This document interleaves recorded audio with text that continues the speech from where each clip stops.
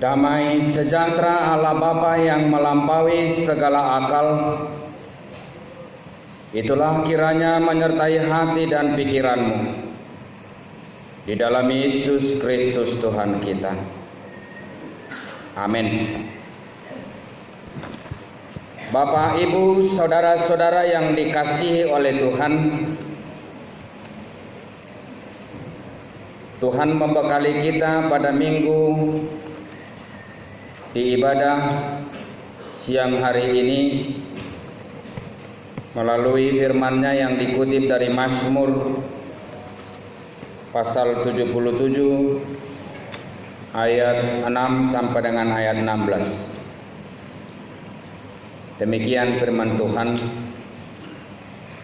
Aku memikir-mikir hari-hari zaman purbakala, tahun-tahun zaman dahulu aku ingat. Aku sebut-sebut pada waktu malam dalam hatiku. Aku merenung dan rohku mencari-cari. Untuk selamanyakah Tuhan menolak dan tidak kembali bermurah hati lagi? Sudah lenyapkah untuk seterusnya kasih setianya? Telah berakhirkah janji itu berlaku turun-temurun? Sudah lupakah Allah menaruh kasihan, atau ditutupnyakah rahmatnya karena murkanya? Maka kataku, inilah yang menikam hatiku, bahwa tangan kanan Maha Tinggi berubah.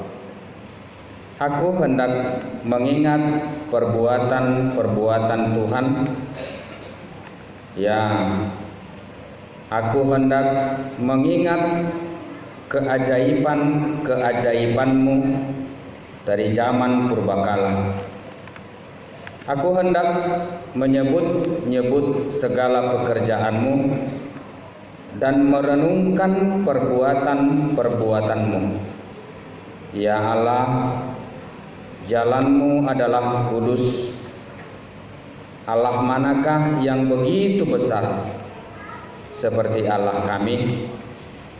Engkaulah Allah yang melakukan keajaiban. Engkau telah menyatakan kuasamu di antara bangsa-bangsa. Dengan lenganmu engkau telah menebus umatmu, Bani Yakub dan Bani Yusuf. Selah. Shalom.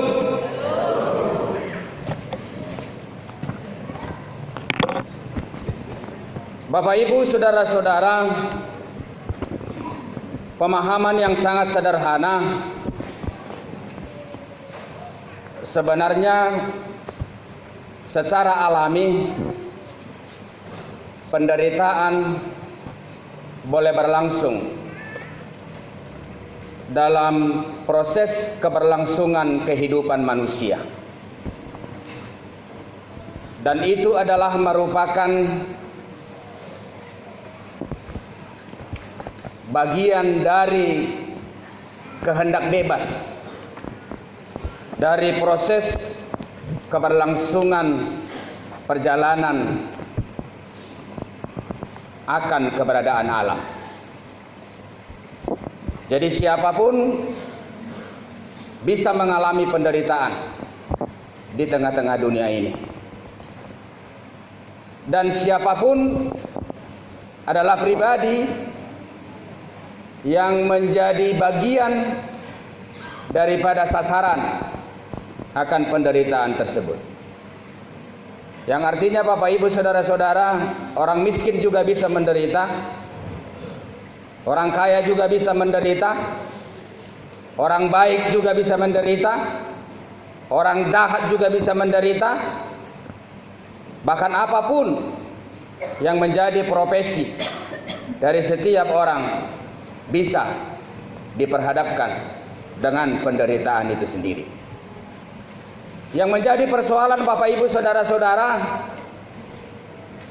Setiap orang harus memiliki kecerdasan, harus memiliki kemampuan manajemen untuk menghadapi keberadaan penderitaan tersebut.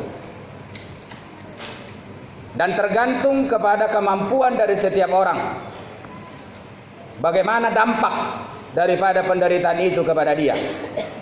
Apakah menjadi sebuah kerugian atau menjadi sebuah keuntungan? Karena memang Bapak Ibu Saudara-saudara, penderitaan tidak selamanya membawa kerugian.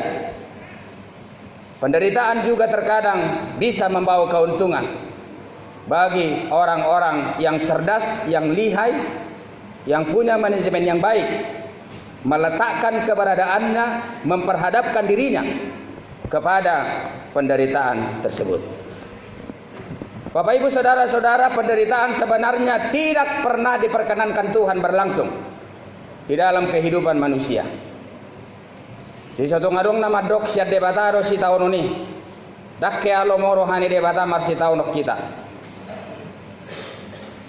Ulomo rohana mang dohot tamuinang sonang sohari boribu kita ganupari ganutik ganu tahun. Jadi Tuhan sebenarnya tidak menginginkan, tidak pernah bercita-cita supaya penderitaan itu berlangsung di tengah-tengah kehidupan manusia. Tetapi walaupun demikian Bapak Ibu Saudara-saudara, ketika Tuhan tidak pernah menginginkan penderitaan itu berlangsung di tengah-tengah kehidupan manusia, ada kalanya Tuhan memperkenankan penderitaan itu berlangsung di dalam kehidupan manusia. Itu beda. Jadi beda Tuhan menginginkan dibanding dengan beda Tuhan memperkenankan.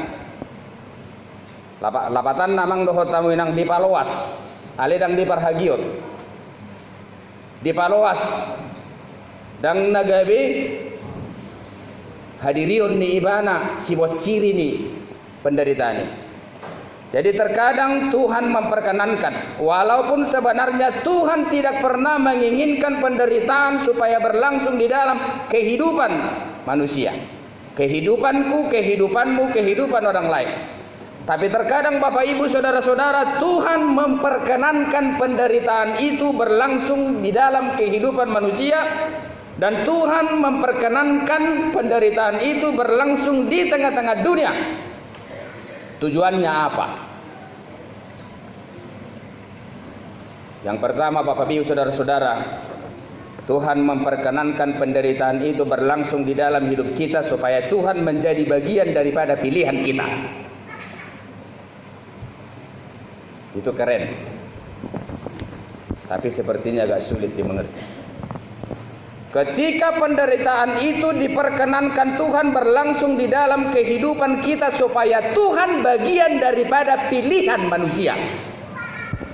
Bapak Ibu Saudara-saudara, kalau manusia tetap hidup di dunia ini, buat apa Tuhan? Gak perlu. Tapi ketika ada pembunuhan, kita akan tahu Tuhan perlu.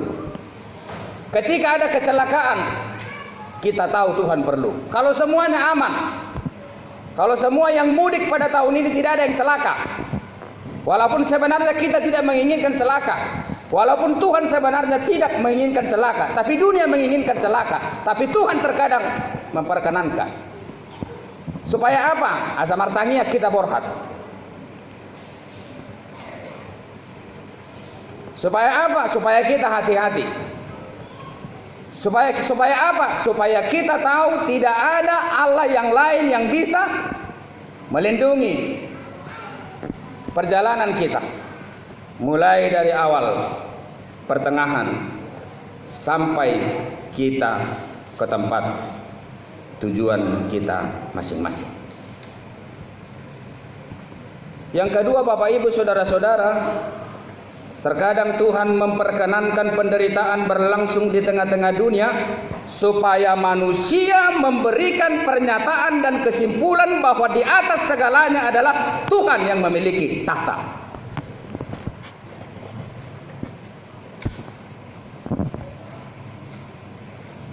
Dan dia tidak pernah memperkenankan tahta itu berpaling kepada siapa. Artinya Bapak Ibu Saudara-saudara, bagaimanapun posisi kita, akan keberadaan kita, akan fasilitas kita, akan jabatan kita, yang memiliki tahta dari segala sesuatu yang ada di dunia ini adalah siapa? Tuhan. Dan yang memberikan kesimpulan untuk itu siapa? Bukan Tuhan. Tanpa pengakuan Tuhan dia sudah bertahta. Tapi yang memberikan pengakuan untuk itu siapa? Dia.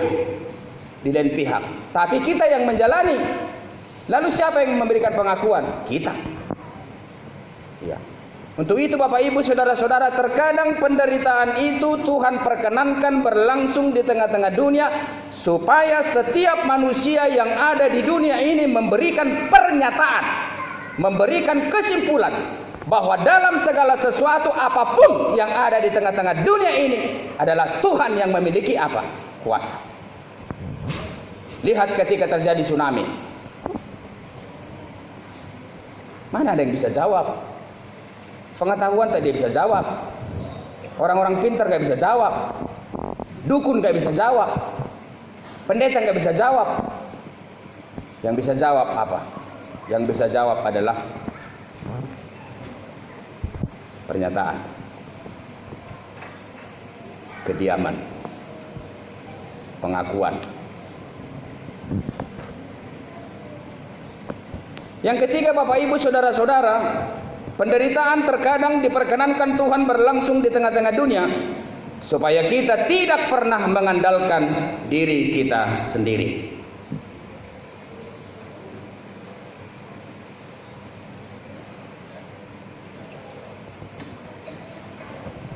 Dan tidak ada yang bisa kita andalkan.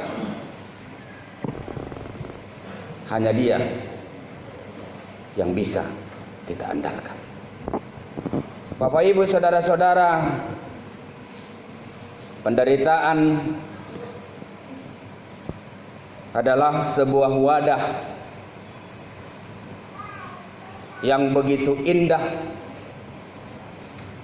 dan menjadi arena proses keberlangsungan pendidikan untuk menempa setiap orang percaya, supaya dia setia, supaya dia tahan banting, dan dia tidak menjadi manusia yang instan di tengah-tengah dunia. Bahasa Batak madok, kita peta halas sodona kaporsuhon, ala dihorhon haporsuhonido habengeton, dihorhon habengetonido hatauon, dihorhon hatauonido pakirimon. Penderitaan kita juga harus syukuri, karena melalui penderitaan kita menjadi pribadi yang tahan uji dan percaya dan memiliki pengharapan. Untuk itu Bapak Ibu Saudara-saudara, jangan alergi dengan penderitaan. Ketika sepertinya Tuhan memperkenankan penderitaan itu berlangsung di tengah-tengah kehidupanmu, ubahlah mindsetmu. Jadi kelebihan orang Kristen Bapak Ibu Saudara-saudara, ketika penderitaan itu berlangsung di dalam kehidupannya, atau ketika sepertinya penderitaan itu melalui penerjemahan kepercayaan kita, seakan-akan Tuhan perkenankan berlangsung itu di dalam kehidupan kita, cara pandangmu ubah untuk melihat penderitaan itu. Jadi walaupun sama penderitaanmu dengan penderitaan yang lain, dia tidak Kristen, kamu Kristen. Ketika kamu memiliki kesamaan cara pandang akan penderitaan seperti Allah, sebagaimana engkau hamba yang percaya kepada Dia, penderitaan tidak ada masalahnya bagimu. Ya. Coba bayangkan Bapak Ibu Saudara-saudara, ketika Daud menghadapi Goliat. Goliat begitu besar. Akibat dari bongsor besarnya badan dia, siapapun yang melihat dia sudah lebih terdahulu takut akan kebesaran badan. Goliat kecil, tapi dia ahli main apa itu? Ketapel. Oh, ini luar biasa besar ini Goliat. Ini kesempatan bagi saya. Kalau orang lain mengatakan ini kesempitan, ini kesempatan bagi saya. Kalau saya ketapel ini, Ini anak katapel ini nggak mungkin meleset karena kepalanya begitu besar. Ya, sangat beruntung. Karena apa? Karena kepala Goliat itu besar. Jadi saya lihat katapel pasti roh naik. Ya, mungkin saudara melihat besar badannya. Kalau itu kalah saudara. Tapi Goliat melihat kebesaran itu menjadi kesempatan. Ya, melihat tantangan itu bukan menjadi sesuatu hal yang menghambat, tapi justru dia melihat, oh ini badannya Goliat ini besar, kepalanya besar. Saya lihat balang peon dan meleset betunya balangon ikokona do tulunai. Jadi terkadang kita beda cara pandang kita melihat sebuah kepala. Ya. Jadi Bapak Ibu saudara-saudara, sebagaimana tadi penderitaan pasti berlangsung di dalam kehidupan setiap orang dan secara alami pasti berlangsung, siapapun dan apapun yang menjadi profesi kita. Yang menjadi persoalan Bapak Ibu saudara-saudara, ketika Tuhan sepertinya memperkenankan berlangsungnya penderitaan itu di tengah-tengah dunia, kita sudah tahu apa tujuannya. Yang menjadi persoalan Bapak Ibu saudara-saudara, cara pandang kita, image kita, manajemen pola pikir kita melihat tantangan, melihat penderitaan itu bukan sebagai kesempitan, tapi sebagai peluang. Dan kita tahu Tuhan senantiasa bersama-sama dengan kita untuk memenangkan perkara itu. Bapak Ibu saudara-saudara, dalam nats ini sepertinya Daud pemazmur hendak mengatakan kepada kita seperti ini. Mesin produksi kepercayaan tidak akan bisa memproduksi kepercayaan itu sendiri tanpa pikiran. Yang kedua Bapak Ibu saudara-saudara, tanpa hati. Yang ketiga, tanpa roh. Ya. Jadi kita ibaratkan Bapak Ibu saudara-saudara, kita sebagai orang percaya dan kita diperhadapkan dengan Tuhan, tapi di depan kita penderitaan. Tapi mesin kepercayaan kita tidak akan bisa memproduksi kepercayaan yang lebih signifikan dalam kehidupan kita. Ketika kita tidak bisa memakai apa? Yang pertama, memakai otak. Jadi maaf Bapak Ibu saudara-saudara, buat apa Tuhan menciptakan kita sebagai manusia yang memiliki otak kalau otak tidak perlu untuk kepercayaan? Tak boleh mau duduk tahu. Itu artinya Bapak Ibu saudara-saudara, kita juga sebagai orang yang percaya perlu punya otak. Perkalian itu perlu, penjumlahan itu perlu, tapi melebihi dari itu, pembagian juga perlu. Begitu. Jadi kepercayaan tanpa otak, maaf, itu adalah penindasan. Dihalak naporsea ledang berpikir, itu pemerkosaan. Jadi otak juga perlu. Jadi dia pakai otaknya. Jadi Raja Daud itu sebenarnya track record perjalanan kepercayaan Raja Daud tidak lagi wajar kita sanksikan. Sebagaimana dia telah lama berjalan bersama dengan Allah, tapi aneh di dalam nats ini ada sesuatu yang sangat ironis, di mana dia menjadi pribadi yang sangat meragukan apa? Meragukan keberadaan Tuhan. Masa saya mempercayai Allah yang sudah mati? Masa saya mempercayai Allah yang tidak mampu berbuat apa-apa? Masa saya mempercayai Allah yang sudah memutuskan janjinya turun-temurun kepada orang-orang yang telah percaya kepada dia? Masa saya percaya kepada Tuhan yang sudah dipeti kemaskan? Bapak Ibu saudara-saudara, terkadang itu berlangsung di dalam kehidupan kita. Ketika apa? Nanti kelanjutannya. Bapak Ibu saudara-saudara, otak perlu. Kepercayaan, untuk menindaklanjuti kepercayaan itu kita perlu berpikir. Yang kedua, untuk menindaklanjuti kepercayaan itu perlu hati. Di moledo bahasa Batak mangarimang-rimang itu rohakku, hati-hatiku. Kemudian Bapak Ibu saudara-saudara perlu roh. Ya, roh. Jadi orang percaya tanpa hati, dia tidak akan memiliki kasih. Jibu itu halak porsea, ada dalam kolongna. Jadi orang yang percaya tadi tanpa hati, dang adong uduk na dang pakai pikiran na, itu pemerkosaan, penindasan. Orang yang percaya tanpa hati, dia tidak akan memiliki kasih. Orang menyatakan dirinya percaya tanpa roh, todi. Kita pamatang pikiran roha todi. Jadi orang yang percaya atau orang yang mengatakan dirinya percaya kepada Tuhan tapi dia tidak mendasari kepercayaan itu juga di dalam roh, maka dia menjadi pribadi yang tidak berpengharapan. Bapak Ibu saudara-saudara, inilah yang menjadi bahan baku. Inilah yang menjadi bahan baku mesin produksi dari kepercayaan. Ketika pikiran, hati, roh, bahan baku berimbang kepada kekuatan penderitaan, dan ini berlangsung di dalam peperangan hidup, disitulah kita Bapak Ibu saudara-saudara sering terjungkal. Disitulah kita sering menjadi pribadi yang tidak mampu melihat kebesaran Tuhan.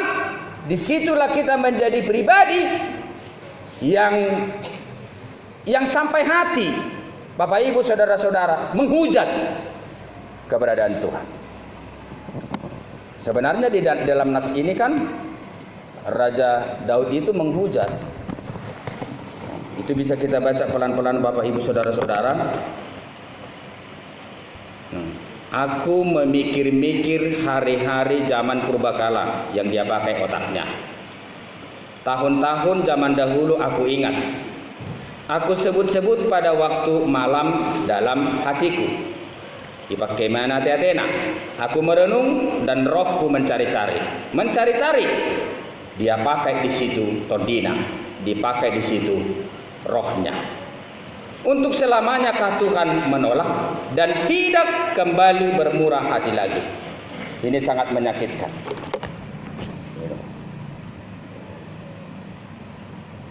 Ai molos yanuga mona asing gabe porsea tu Yesus berbeda doi sian Kristen gabe tu agama asing somalna upanatikan doi nasyak kita lao tunasing.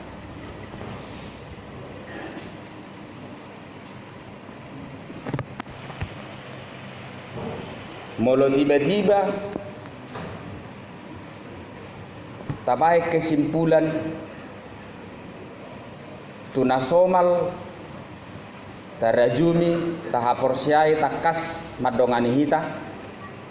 Halai mulai sedarion dang didongani behita, itu menyakitkan. Jadi ketika selama ini kita memberikan kesimpulan kepada pribadi tertentu bahwa dia adalah pribadi yang setia selama-lamanya mendampingi kita, pada hari ini kita memberikan kesimpulan bahwa dia adalah pribadi yang tidak pernah setia dengan kita, itu sangat menyakitkan. Itulah yang menjadi kesimpulan Raja Daud. Untuk selamanya kah Tuhan menolak dan tidak kembali bermurah hati lagi? Sudah lenyapkah untuk seterusnya kasih setianya? Telah berakhirkah janji itu berlaku turun-temurun? Syukur Bapak Ibu saudara-saudara, ternyata di dalam selang waktu ketika Raja Daud masih memperkenankan dirinya untuk diam sejenak, sepertinya ada roh yang bekerja dalam diri dia. Kamu jangan memberikan kesimpulan dulu dong. Seperti itu. Masa kamu tidak kenal dengan Allah yang kamu sembah sudah begitu lama? Jangan hanya lihat sekarang dong. Jangan hanya melihat ke depan. Lihat dulu apa yang sudah Tuhan lakukan kepada dirimu. Bukan hanya kepada dirimu, dan juga kepada para nenek moyang. Kemudian roh itu sepertinya mengatakan kepada dia, berikan kesaksian baru untuk Tuhan. Lalu tiba-tiba Raja Daud mengatakan, ternyata kamu adalah Allah yang sangat luar biasa ajaib. bahasa Batak. Debatana sokal doho HP. Debatana sohya manadikon na porsia doho. Jaladang terdungdung di manang naise. Hagogo om di tonga-tonga ni portijo. Bapak Ibu saudara-saudara, demikianlah keberlangsungan dinamika orang-orang percaya. Dan kalaupun terkadang berlangsung itu di tengah-tengah kehidupan kita, saya tidak salah kalau mengatakan Tuhan terkadang maklum. Pada hari ini Bapak Ibu saudara-saudara, inilah minggu terakhir. Dan sekalian saya mohon izin kepada Bapak Ibu saudara-saudara, setelah khotbah ini, setelah ibadah ini, saya pulang kampung dulu untuk menemui mertua. Kami boleh berganti atau ganti seat dulu sama Amang Pendeta. Tahun lalu saya sudah di sini mulai Natal sampai dengan tahun baru karena pendeta tidak ada. Mudah-mudahan Bapak Ibu saudara-saudara kita dalam keadaan sehat, dilindungi Tuhan. Sukacita senantiasa bersama-sama dengan kita. Kita boleh akan menyeberang dari tahun 2019 menuju tahun 2020. Cuman yang menjadi persoalan Bapak Ibu saudara-saudara, iya judoho. Ai ditadda debatado hapor siommu. Molo sifata so dipangasak kokoi bana di tahun noksalpu. Kalau kira-kira sepertinya engkau tidak mengandalkan keberadaan dia di dalam proses keberlangsungan hidup dan kepercayaanmu di tahun lalu, tahun ini yang akan kita seberangi menuju tahun 2020, sama seperti perjalanan iman daripada Raja Daud dalam nats ini sampai-sampai dia menghujat keberadaan Allah. Bapak Ibu saudara-saudara, sebenarnya Tuhan maklum, tapi kembalilah ke jalan yang benar.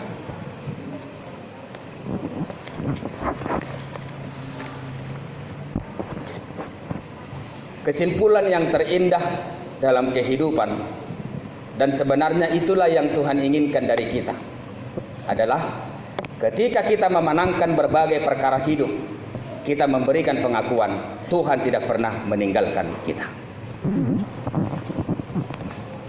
Sekali lagi, yang terindah dalam kehidupan Bapak Ibu saudara-saudara, dan itulah yang akan kita rancang di tahun 2020. Ketika kita sepertinya diperhadapkan Tuhan dengan berbagai penderitaan, problema hidup yang begitu besar, dan sepertinya kita tidak memiliki tenaga untuk memenangkan perkara itu. Tapi ketika kita memenangkan perkara itu, kita memberikan kesimpulan, dah kia HP, ternyata Tuhan tidak pernah meninggalkan saya. Yang menjadi kesimpulan dalam khotbah ini kita bisa baca Yesaya 49 ayat 15-16. Dapatkah seorang perempuan melupakan bayinya sehingga ia tidak menyayangi anak dari kandungannya? Sekalipun ia melupakan, aku tidak akan melupakan engkau. Lihat, aku telah melukiskan engkau di telapak tanganku. Tembok-tembokmu tetap di ruang mata. Amang dohot taminang tunggu hape balgani persoalanmu hingok mak jala ima tapakke tu tahun 2020 takya hape tu haddi tadi kokoaw sugari di tadi koko hape au ngama hewau sugari tadi koko hape au dang naboy biaw minar mekkel sadarion. Sugari di tadi kokoa orang naboy biaw mangaramoti kelekos sude. Sugari di tadi kokoa orang naboy biaw mangaramoti sude ka arta na pinasaha mo tuaw. Sugari di tadi kokoa dang boto oku be majoho wali Tuhan. Di tonga-tonga ni pardalanan ni ngulukku. Bapak Ibu saudara-saudara, itulah kebahagiaan yang terindah dalam kehidupan kita. Yang kedua, Matius 28 ayat 20. Aku menyertai kamu sampai akhir zaman. Selamat Natal, selamat menyongsong tahun baru 1 Januari 2020. Tuhan memberkati kita. Amin. Kita berdoa. Bapa dalam sorga, kami bersyukur Tuhan untuk kebesaran dan kemuliaan Tuhan yang senantiasa Tuhan perkenankan boleh bersama-sama dengan kami. Kemuliaan dan kebesaran Tuhan pada hari ini bisa menjadi bagian daripada kehidupan kami berangkat melangkah menuju ke tahun 2020. Walaupun Tuhan kami tahu banyak ketidakberdayaan, kelemahan yang berlangsung di dalam kehidupan kami sama seperti kelemahan hamba-Mu Raja Daud, sampai-sampai dia mengklaim, menghujat keberadaan Allah sebagai pribadi yang tidak memiliki kemampuan apa-apa, sebagai pribadi yang tidak memiliki kekuatan apa-apa, mengangkat berbagai penderitaan, menopang orang-orang yang menderita di dalam keberlangsungan kehidupan dunia. Bapa dalam surga, kami bersyukur ketika di dalam proses keberlangsungan waktu, di dalam kediaman, kami bukan menjadi pribadi yang senantiasa terjebak di dalam pemahaman yang selalu memakai pikiran, fasilitas diri, tapi Roh-Mu ada bersama-sama dengan kami, sehingga walaupun kami terkadang jatuh, kami tahu Tuhan Engkau adalah pribadi yang memaklumi kemampuan dan ketidakberdayaan kami. Kami menemukan dan menyimpulkan keberadaan Tuhan yang sungguh sangat luar biasa. Engkau adalah Allah yang ajaib, kudus, dan dahsyat, yang senantiasa bekerja di dalam kehidupan umat orang percaya. Terima kasih Tuhan buat firman-Mu yang telah membekali kami pada siang hari ini. Kami mau Tuhan warga jemaat-Mu yang hadir beribadah pada siang hari ini, Tuhan sempurna membekali mereka, bersyukur, mengandalkan Tuhan senantiasa dalam hidupnya, dan Tuhan menghantarkan kehidupan kami melangkah dari tahun 2019 menuju ke tahun 2020. Biarlah Tuhan senantiasa bersama-sama dengan kami, dan kami semakin tumbuh berkembang, berhikmat, melihat kebesaran dan kemuliaan Tuhan. Dalam Yesus Kristus kami berdoa dan mengucap syukur. Amin.